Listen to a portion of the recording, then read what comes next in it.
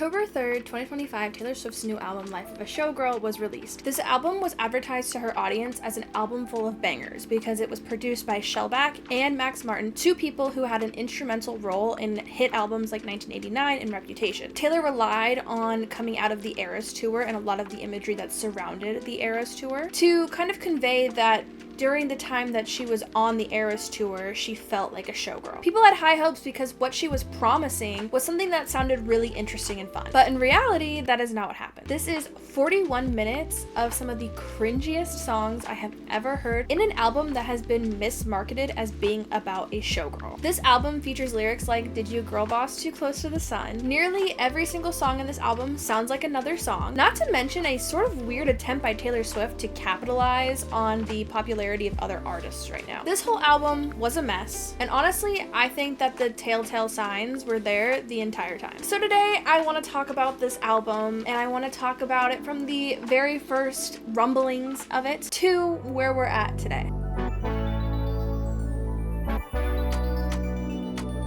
I do want to start out by saying that I would consider myself to be a soft Taylor Swift fan. Her first 5 albums came out when I was in my childhood / very early young adulthood. My favorite album of hers is Red. I think that she can be a good lyricist. I think All Too Well is a great song, but I am also very critical of her. I don't think she's a good person. I think her last 3 albums, this one included, were bad, and I don't think that she's somebody who should be idolized the way that she is. So if you're a diehard Swiftie and you clicked on this video for some reason, and there's nothing anybody could ever say to change your mind, this video will be a waste of your time. But for the rest of you, hi, I'm Maddie. I make videos once a year. So I want to start by talking about the announcement of this album, but first we need a little bit of background information. So in 2023, Taylor Swift started dating Travis Kelce, who is the tight end for the Kansas City Chiefs. Boo, go Bills. It was very clear from even the very first time she ever attended an NFL game that she was not really a welcome addition. Mostly men, but also women, were pretty frustrated with the amount of time Taylor Swift was shown on TV during a football game and the amount of time that sports commentators were dedicating to talking about Taylor Swift's music and love life. The amount of time that Taylor Swift was actually shown on screen was for at most 76 seconds in 2024 during a game between the Kansas City Chiefs and the Dolphins during the playoffs. And while 76 seconds does seem really short, there are other women who are dating NFL players who do not get any screen time ever. Like Haley Steinfeld is married to Josh Allen, MVP. Madison Beer is dating Justin Herbert, who's also a really good quarterback. And Olivia Coopolo is dating Christian McCaffrey, who is one of the best running backs. So while it does seem like a really small number, and honestly, it is a really small number, it's like less than 0.5% of an entire football game that she was shown. To a lot of people, this was a frustrating reminder of pop culture that they already didn't care about. Obviously, a lot of people have big opinions on the internet, and they don't know how to control themselves, but I understand their general sentiment. Back to our regular topic. So Life of a Showgirl was announced on August 13th, 2025 on the New Heights podcast. The New Heights podcast is hosted by Travis Kelce and Jason Kelce, his brother, who retired from the Eagles 2 years ago. This podcast is a sports podcast, and a lot of people listen to this podcast for the Kelce brothers' general takes on sports-related news. Occasionally, they will have people on who will talk about their personal lives, talk about personal things. They'll have celebrities on, but most of the time, they're talking about sports to a primarily male audience. So Taylor Swift going on this podcast to announce to a primarily male audience about her new album, men who have already declared that they don't care about pop culture, is weird. The podcast with her on it received 10 million views within the first 24 hours, and it reached 1.3 million viewers while it was live streaming. It actually broke the live stream and they had to come back on the air. This is a record. That is a world record in the Guinness Book of World Records. The podcast itself had a 3,000% listening increase with an additional 618% increase in female listeners. So this is a space that is typically reserved for men talking about sports that Taylor Swift has taken into being a place for her to talk about her new album. The people who don't usually care, because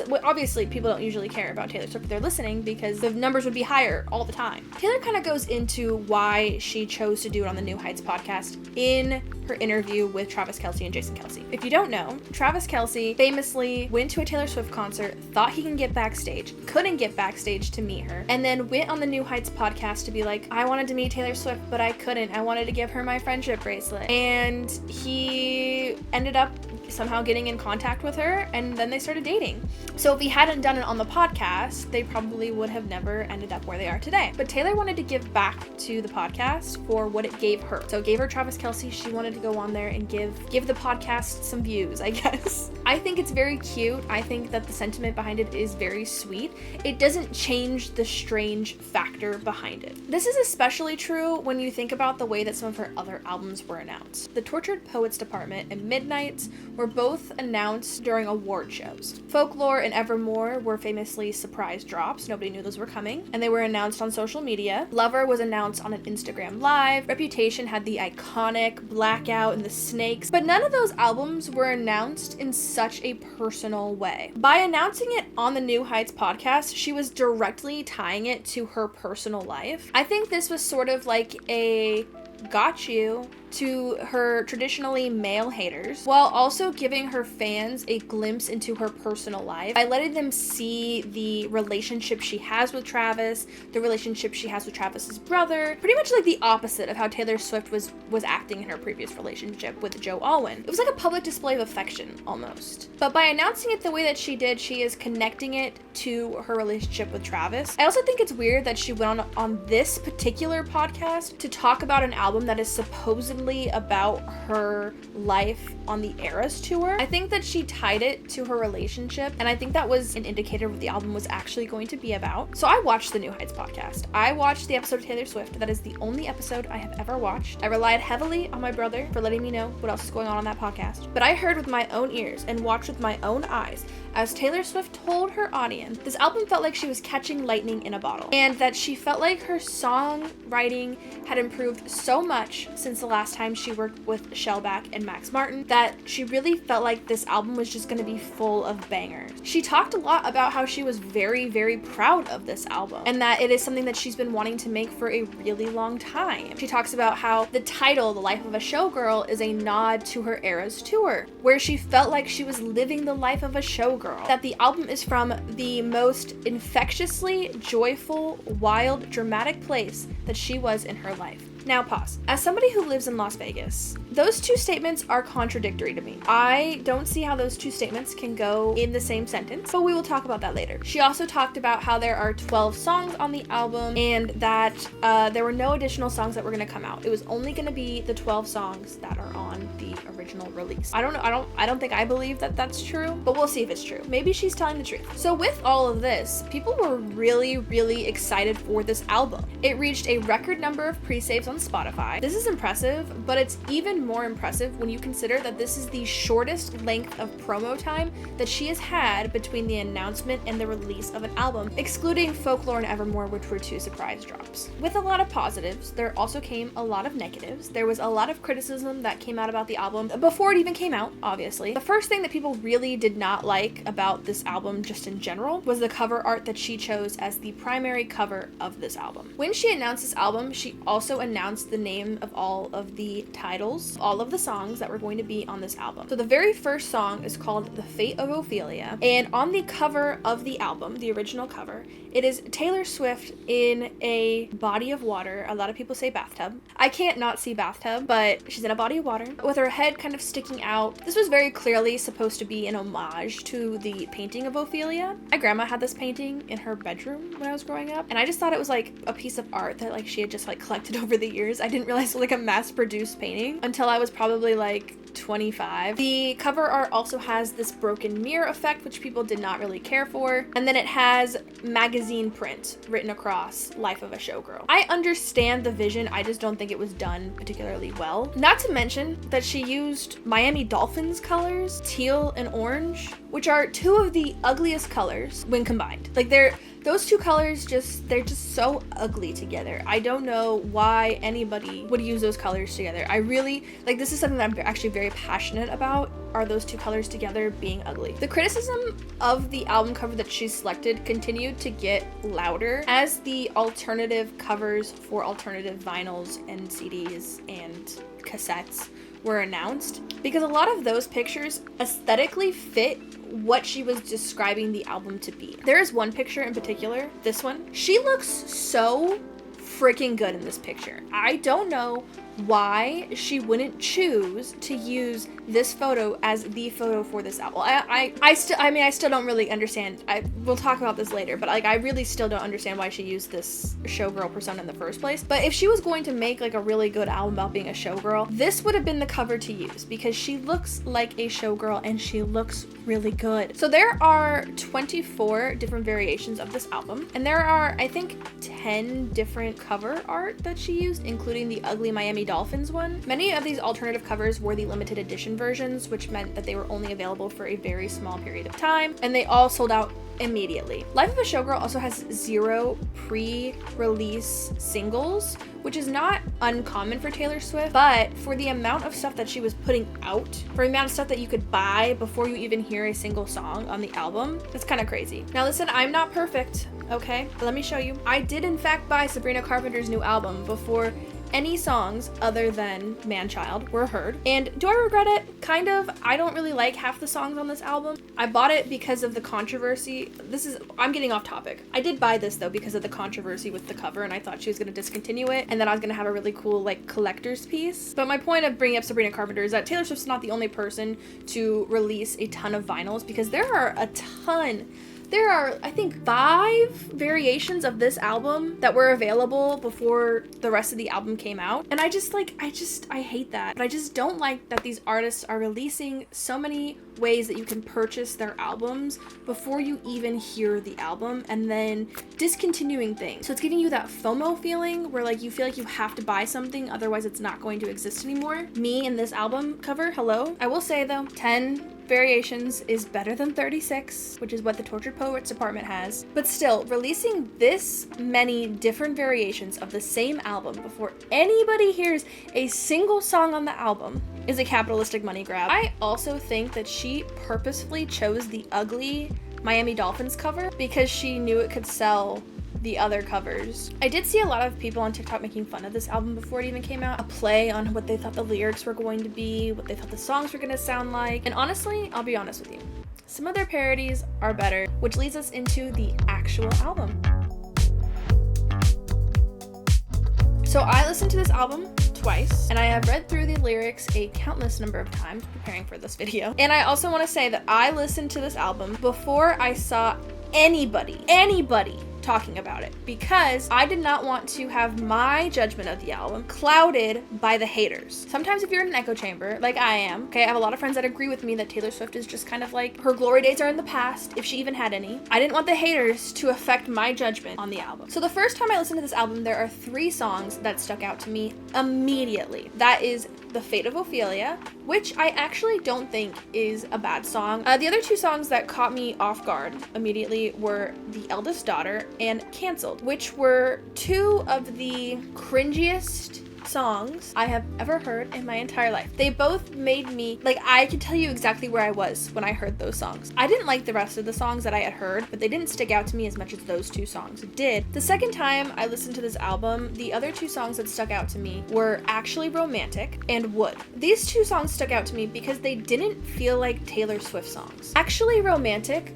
was a very weird, mean girl vibe that I was like, this is weird. And then I find out it's about Charlie XCX, but more on that later. Oh my god, wait, did I intentionally wear brat green? I didn't realize that. And then Would stuck out to me because I heard the lyrics the first time, but I was more focused on the fact that it sounded like a Jackson 5 song. But the second time I listened to the album, I really listened to the words and I read the lyrics for Would. I was shocked. That is not a Taylor Swift song. That is a Sabrina Carpenter song disguised as a Taylor Swift song. So I'm gonna go through each of these songs really quick. I'm gonna tell you my thoughts on them and what they're about. I obviously can't play them because I will get demonetized. I can't afford to have the one video I put out a year be demonetized. The first song is The Fate of Ophelia. This song is about Taylor Swift being in a tower feeling alone until Travis Kelce comes to save her from The Fate of Ophelia, which is kind of crazy because Ophelia dies because she's being manipulated by men all the time. So it feels kind of weird to have like Travis Kelce, a man, be the hero of a story when the fate of Ophelia is like very tragically caused by men. The song also reminds me of during the New Heights podcast, Taylor Swift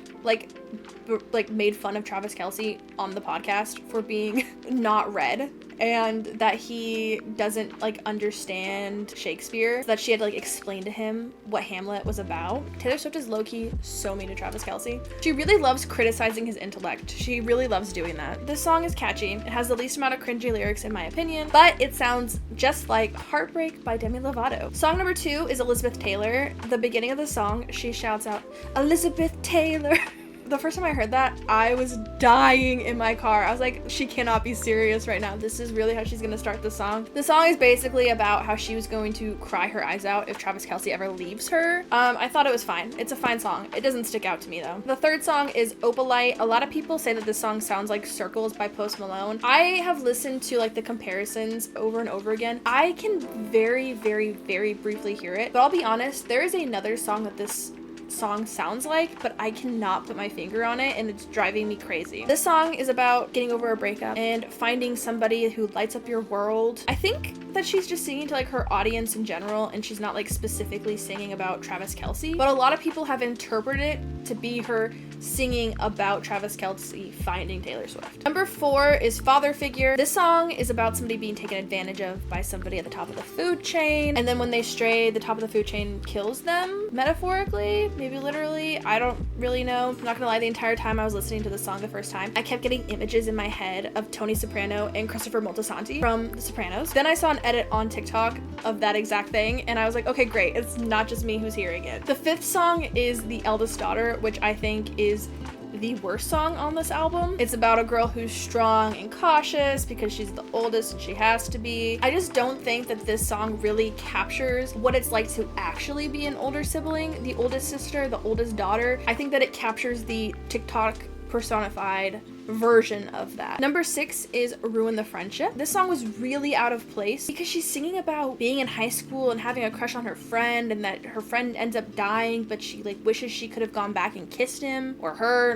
The Gaylords were loving this song, but this song was really weird to me because she's 36 years old still singing about high school. Like at this point, high school was 18 years ago. I also saw a lot of people saying that this song sounds like It Ain't Over Till It's Over by Lenny Kravitz. I kind of hear it, but it's definitely not as obvious as one of the other songs we talk about. Number 7 is Actually Romantic. This song is apparently a diss track for Charlie XCX for the song Sympathy is a Knife. But I felt like Sympathy is a Knife is a song that Charlie XCX wrote to talk about how she feels really insecure around people who don't fit in with her lifestyle. That this song, Actually Romantic, just felt kind of mean. She goes really into Charlie XCX in this song. I didn't know it was about Charlie XCX. I just thought it was a kind of a mean song when I first heard it. I really don't like songs that feel mean, but I don't like mean music. I just don't. This song felt hella mean. This song sounds like Beverly Hills by Weezer. And also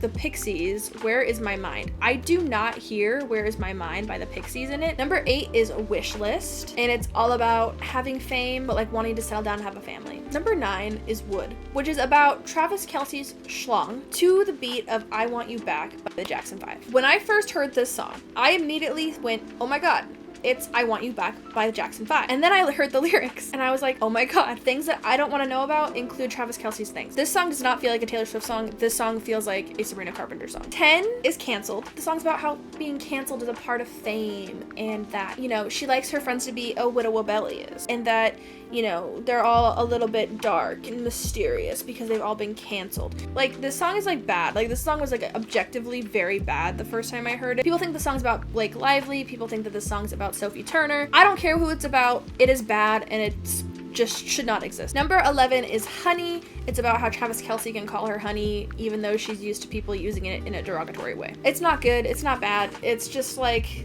there. The very last song on this album is The Life of a Showgirl featuring Sabrina Carpenter, who, if you can't tell, I do like Sabrina Carpenter. When I first heard this song, the very first song that came to my mind was Brighter Than the Sun by Colby Calais, and then I saw a video comparing it to Cool by the Jonas Brothers and No Air by Jordan Sparks. I hear all 3 of those songs in this song. So that's the album. 12 songs, all mediocre or worse. Before we get into my thoughts, I want to talk about the controversies surrounding the release of this album and people's thoughts on the album. The first, really giant, big elephant in the room is that every single song on this album sounds like another song. As of today, this album only has 2 credits to people outside of Max Martin, Shellback, and Taylor Swift. Sabrina Carpenter is credited for Life of a Showgirl because she is featured on that song, and there are sample credits for George Michael on the song Father Figure. But that's it. And artists have been taken to court for less. Of course, since all the songs sound like other songs. This is bringing back memories of when Taylor Swift threatened legal action against Olivia Rodrigo. Back when Olivia Rodrigo's debut album came out, she had a song called Deja Vu. And that song allegedly, because I don't hear it, but allegedly, sounds like Cruel Summer by Taylor Swift. Olivia Rodrigo now has to give 50% of her earnings for the song Deja Vu to Taylor Swift forever. Lana Del Rey was sued by the band Radiohead for her song Get Free, which they claimed sound like the song Creep. But that was such a strange instance because I honestly do not hear Creep in the song Get Free. Charlie Puth made a TikTok, and in this TikTok, he explained that in order for a song to meet the I don't know if I'm saying that word right. In order for a song to legally sound like another song, it has to meet a certain threshold. I don't know music, okay? I don't actually know anything about music. I don't play any instruments. I've never played any instruments. I can't read music. But basically, the moral of it is that it needs to sound the same. The song needs to sound the same for multiple beats in a row. And he was saying this to defend Taylor Swift. Thing is, though, is that when you hear the song Would by Taylor Swift, it sounds exactly like I Want You Back by the Jackson 5. My husband hadn't heard it, so I played it for him, and he goes, oh, yeah, this is I Want You Back by the Jackson 5. I gave him no context. He knew exactly what it sounded like. Life of a Showgirl sounds so similar to Cool by the Jonas Brothers that you can actually switch them out and they sound like they're in the right song. So I don't know why Charlie Puth felt the need to make a video defending her, because we have ears. We can hear those songs. The people who work for those teams can hear those songs, and they will hear what everybody else is hearing, and that is that those songs sound like other songs. I will not be surprised if in the coming weeks we see Taylor Swift add the Jonas Brothers, add the Jackson 5 to her repertoire of collaborators on this album. I also just don't know how, as a world famous music producer who has produced albums that are very good, you hear those songs and then don't think about these other songs that exist that are extremely popular. The second most popular criticism that I've seen is about the lyrics. Taylor Swift's writing has been a sore spot for lots of people for a very long time. There are people who think that she is the greatest writer of all time, that she is just amazing and poetic and wonderful and great, and then there are people who think that her lyrics sound childish. I find myself somewhere in the middle, but there's been a lot of discourse about the lyrics in this album by both people who are typical Taylor Swift haters, as always, and people who are actually really big fans of hers. There was an unbelievable amount of cringy lyrics in this album. This was especially bad with the song Cancel, with lyrics like, did you girl boss too close to the sun, and welcome to my underworld where it gets quite dark. Wood also had very cringy lyrics. He amatized me and opened my eyes. Redwood tree, it ain't hard to see. His love was the key that opened my thighs. Why is Taylor Swift singing about that? Taylor Swift has never been this provocative, I guess. And it's not that she can't be or she shouldn't be. It's that she has never in her career advertised herself to be this like sexy girl. That's just not ever been her persona. Her persona is, you know, the girl next door, the girl you can relate to. It doesn't make any sense to me in a world without Sabrina Carpenter that these lyrics would exist, but in a world with Sabrina Carpenter, they exist. Eldest Daughter takes the cake though. Eldest Daughter has the cringiest lyrics out of all of them. This, if you can't tell, I do not like this song. The Eldest Daughter, first lamb to the slaughter, so we all dressed like wolves and it was fire. And because I'm not a bad bitch and this isn't Savage, I don't even understand what she is saying in this song. It does not make any sense. A lot of the songs on this album felt very juvenile, but only in a way that millennial women can be. You know that video of the girl who's like, Taylor Swift gets to be small girl with Travis Kelce because he's large boy? That girl, that is the only kind of fan that likes this album and the lyrics on this song. And it's very telling to me that there are not very many people who are defending this album and defending the lyrics in this album. I think both major Swifties and moderate Swifties and low Swifties and non-Swifties all kind of feel the same way. This album was low tier and that it didn't really meet anybody's expectations about what the album was going to be, since the lyrics are so weird and the songs are all over the place, and it just doesn't make a whole lot of sense to people. The criticism of this album is so great that Taylor Swift actually went on a podcast this morning and she defended herself. She went on the Zane Lowe podcast, and during this she talks about how her lyrics were intentional and that she knows what she made, and that the lyrics are supposed to be funny and it's not supposed to be serious. But the quote that got me is that this one was like, showgirls are mischievous, fun, scandalous, sexy, fun, flirty, hilarious. I'm so proud of this songcraft. I'm so proud of these melodies and these lyrics and these stories. What stories? There's literally one story in this whole album. This is very obviously damage control. She is trying to justify a poorly done album to us. There's also strong evidence that AI was used in a lot of the promotional material for this album. She also released a series of CGI videos that go along with this album, and to a lot of people, those felt like they were created by AI. There's a lot of evidence and screenshots people have taken to show that they think it was made with AI. This is kind of a weird choice for Taylor Swift and her team to do. There is already a very large conversation happening about the ethics of generative AI and the ethics of AI in art. One of the most common excuses you get from people who use AI frequently in their art that they do is that it's like an affordability thing, that like it makes it more accessible to people because it's affordable. Taylor Swift does not need it to be affordable. She is worth $2 billion.